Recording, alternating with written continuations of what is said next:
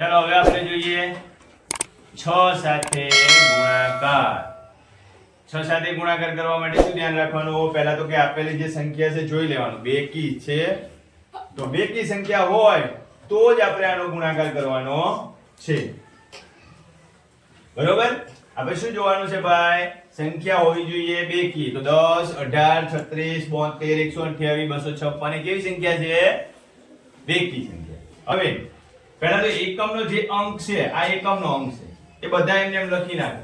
0 8 6 2 8 અને 6.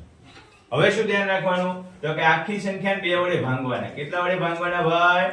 2 વડે. તો 10 ભાગ્યા 2 કેટલા થાય? 5. અને આ દશકનો જે અંક છે એને ઉમેરી દો. 5 ને 1 6. મેં બતાવ્યું છે તમને. જો દશકનો અંક ઉમેરી દો. 5 ને 1 6. હવે જો 18 ના અડધા કરો. ભાગ્યા કેટલા કરવાના?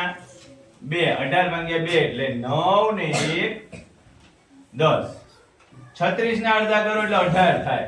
18 19 20 ને 1 21. 72 ના અડધા કરો ભાઈ 36 થાય. 36 માં 7 ઉમેરો. 36 પછી 37 38 39 ને 4 ને 3 43. 128 ના અડધા કરો. કેટલા થાય? 64. 64 માં 12 ઉમેરો.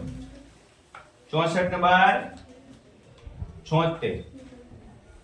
બરોબર? 256. આ તમારે જાતે મને કરીને કહેવાનું છે કે શું જવાબ આવશે.